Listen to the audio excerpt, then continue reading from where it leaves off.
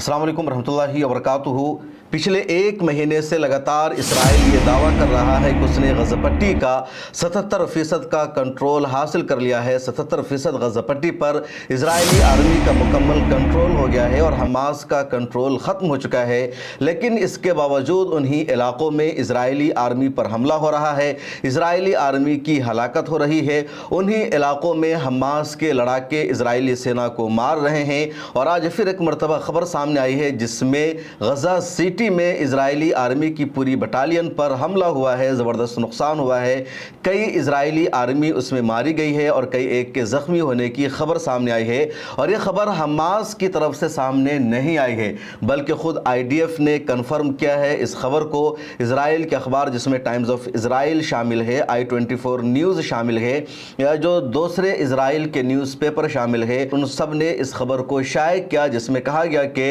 गज़ा पट्टी के शुजाइया में ये हमला हुआ है इजरायली आर्मी पर और उसमें इजरायली आर्मी के कई सिपाही मारे गए हैं और कई एक ज़ख्मी हो गए हैं। और ख़ुद टाइम्स ऑफ इजराइल ने ये लिखा है कि हमला गज़ा सिटी के शुजाइया में हुआ, जिसके बारे में इजराइल ने खुद दावा किया है कि ये पूरा इलाका इजराइल के कब्ज़े में आ चुका है और हमास का कंट्रोल यहाँ से ख़त्म हो चुका है। एक दिन पहले हमास की तरफ से इस तरह का दावा सामने आया था कि शुजाइया में इजरायली आर्मी के साथ हमास के लड़ाकों की शदीद झड़प जारी है और उसकी जो अपडेट जल्द दी जाएगी। और उसके बाद फिर अगले दिन हमास की तरफ से अपडेट दी गई कि इजरायली आर्मी की पूरी बटालियन के साथ झड़प हो रही थी हमास के लड़ाकों की और इजरायली आर्मी को ज़बरदस्त नुकसान पहुंचा है। फिगर और तादाद नहीं बताई गई थी हमास की तरफ से किसमें इजराइल का कितना नुकसान हुआ है, लेकिन ख़ुद टाइम्स ऑफ इजराइल ने इस खबर को शाये किया कि फ्रैंक मास्टर और इस जैसे कई नाम हैं जिन सब की हलाकत हुई है। IDF के रिजर्विस्ट की भी मौत हुई है इस हमले में और कई सारे ज़ख्मी हैं। अल-क़स्साम ब्रिगेड ने एक और दावा किया कि एक दिन पहले खान यूनुस के अल-क़ारा शहर में इजरायली आर्मी के साथ शदीद झड़प हुई और यहाँ पर भी अल-क़स्साम ब्रिगेड के लड़ाकों ने इजरायली आर्मी पर ज़बरदस्त हमला किया। और इसकी जो तफसील बताई गई है उसके मुताबिक अल-क़स्साम ब्रिगेड के फ्रीडम फाइटर्स ने इस बात की तस्दीक की कि उन लोगों ने साउथ गज़ा में खान यूनुस के शहर के ईस्ट में जो अल-क़ारा कस्बा है वहाँ इजरायली आर्मी की पूरी एक यूनिट थी, उस पर अल-क़स्साम ब्रिगेड ने 120 मिलीमीटर और 60 मिलीमीटर के कैलिबर्स के 13 मार्टर गोलों से निशाना बनाया और शार्ट 3 के साथ मिस असलसा शहर के ऐन असलसा नामी इलाकों को भी इन लोगों ने निशाना बनाया। बाद में अल-क़स्साम ब्रिगेड ने इसकी फ़ोटो भी शेयर की है, इसकी वीडियो शेयर की है। एक और अपडेट अल-क़स्साम ब्रिगेड की तरफ से सामने आई जिसमें कहा गया कि एक दिन पहले इन लोगों ने खान यूनुस के साउथ क़ज़ान अन-नजार के इलाके में इजराइल के एक D9 बुलडोज़र को यासीन 105 से निशाना बनाया गया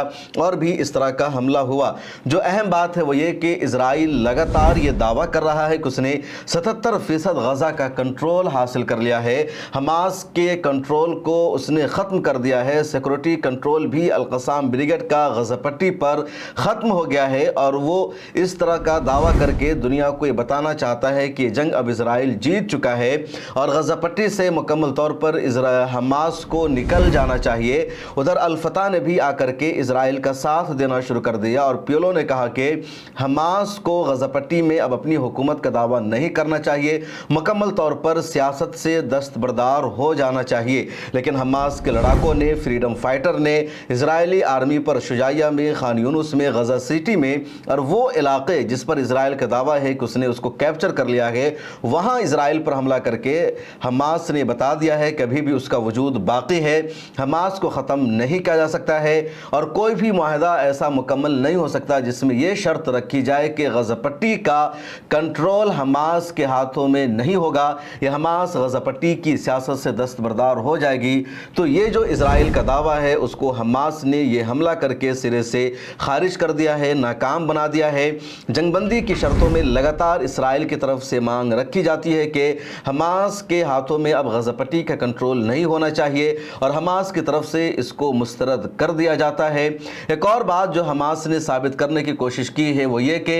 اسرائیل اگر اپنے دم پر چاہے کہ وہ ہوسٹیج کو آزاد کرا لے، رہا کرا لے تو پوسیبل نہیں ہے۔ لگاتار اسرائیل اس کی کوشش کر رہا ہے۔ 22 مہینوں سے جو جنگ ہو رہی ہے، 22 مہینوں سے جو غزہ پٹی پر اسرائیل کا حملہ ہے، اس کا واحد اور پہلا ہدف اسرائیل کا یہی ہے کہ وہ اپنی طاقت کی بنیاد پر اپنے ہوسٹیج کو آزاد کرا لے، اور اس میں اسرائیل ابھی تک کامیاب نہیں ہو سکا اور اس سے زیادہ بری اسرائیل کی ہار نہیں ہو سکتی ہے۔ غزہ پٹی سے ایک اور شرمناک خبر سامنے یہ آئی ہے کہ غزہ پٹی ہیومینٹیرین فاؤنڈیشن نے امدادی سامان کو تقسیم کرنے سے آج روک دیا ہے،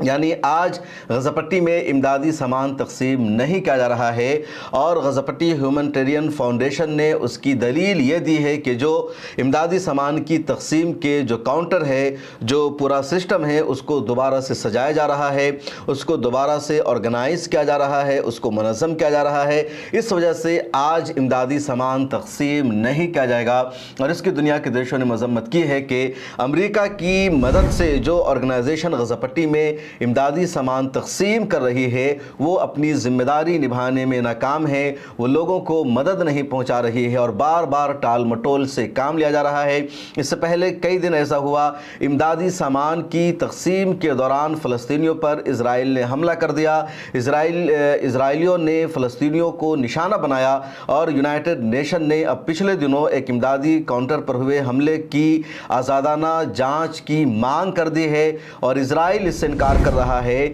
اسرائیل کی حمایت میں امریکی بھی بولنے لگے ہیں، اور امریکی امبیسڈر نے بھی اسرائیل میں یہ بیان دیا کہ اسرائیل کا ہاتھ نہیں ہے عوام پر حملہ کرنے میں، لیکن سچائی یہی ہے کہ اسرائیل اس معاملے میں پھنس چکا ہے، اور یونائٹڈ نیشن نے بھی آزادانہ انکوائری کی مانگ کر دی ہے۔ ادھر ایک اور بڑی خبر سامنے آئی ہے، اور دراصل اٹلی سے فریڈم فلوٹیلا کولیشن کا جو شپ غزہ پٹی امدادی سامان لے کر جا رہا ہے تو بہت جلد پہنچنے والا ہے۔ اس کی تصویریں سامنے آئی ہے، اور یہ تصویر دنیا بھر میں لوگ سوشل میڈیا پر شیئر کر رہے ہیں، اس امید کے ساتھ کہ غزہ پٹی کو امدادی سامان جلد ہی پہنچ جائے گا۔ غزہ پٹی کی جو ناکہ بندی کی جا چکی ہے تو کم از کم سمندر کے ذریعے غزہ پٹی کی جو ناکہ بندی ہے، جو محاصرہ ہے، وہ ختم ہو جائے گا، اور باہر کے کچھ لوگوں کو غزہ پٹی میں انٹری کا موقع دیا جائے گا۔ لیکن اہم یہ ہے کہ اس شپ کو غزہ پٹی کے ساحل پر لنگر انداز ہونے دیا جاتا ہے یا نہیں، کیونکہ غزہ پٹی کا جو سمندر ہے اس پر بھی اسرائیل کا ہی کنٹرول ہے، اور اس سے پہلے کئی ایسے واقعات سامنے آ چکے ہیں کہ جب کوئی شپ گیا ہے امدادی سامان لے کر کے تو اسرائیل نے اس پر حملہ کیا ہے، اسرائیل نے اسے واپس بھیجا ہے، لیکن ایک مرتبہ پھر فریڈم فلوٹیلا نے اور یورپ کے ایکٹیوسٹ نے، وہاں کی سول سوسائٹی نے ہمت سے کام لیا ہے، جرأت کا مظاہرہ کیا ہے، اور وہ لوگ فلسطینی جھنڈا کے ساتھ فلسطین کی آزادی کا نعرہ لگاتے ہوئے شپ پر سوار ہو کر غزہ پٹی کی طرف رواں دوا ہے، فلسطین کی آزادی کے نعرے لگائے جا رہے ہیں، اور اس گروپ کو امید ہے کہ اس مرتبہ ہمیں غزہ پٹی میں داخل ہونے دیا جائے گا، اور غزہ پٹی کا جو محاصرہ ہے ہماری کوششوں سے ختم ہو جائے گا۔ ایک اور بڑی خبر، اور خبر یہ ہے کہ غزہ پٹی پر اسرائیل کا حملہ آج بھی جاری رہا۔ غزہ پٹی کے خلاف جاری جینوسائیڈ کو یا غزہ پٹی پر حملے کو آج 607 دن پورے ہو گئے ہیں، اور 607ویں دن بھی غزہ پٹی پر اسرائیل نے کئی طرح کا حملہ کیا، اور اس میں 28 سے زیادہ فلسطینیوں کی شہادت ہو چکی ہے، اور عام لوگوں کی جو موت ہے اب بڑھنے لگی ہے۔ غزہ پٹی کے حوالے سے ایک اور بڑی خبر ہے، اور خبر یہ ہے کہ آج یونائٹڈ نیشن کی سیکورٹی کونسل میں ایک ریزولوشن پیش کیا جائے گا سیز فائر کے لیے، جنگ بندی کے لیے، لیکن ساتھ میں خبر یہ بھی ہے کہ امریکہ اپنے ویٹو پاور کا استعمال کر سکتا ہے، اور اس ریزولوشن کو بھی اتفاق رائے سے پاس نہیں ہونے دیا جائے گا، اور سیکورٹی کونسل کا کوئی بھی ریزولوشن اس وقت تک قابل عمل نہیں ہوتا جب تک وہ اتفاق رائے سے پاس نہیں ہو جاتا، اور امریکہ یہاں اپنے ویٹو پاور کا استعمال کرے گا تو پھر یونائٹڈ نیشن کے سیکورٹی کونسل سے پاس ہونے والے ریزولوشن کی کوئی اہمیت نہیں رہ جاتی ہے۔ اس ویڈیو میں اتنا ہی، پھر ملاقات ہوگی۔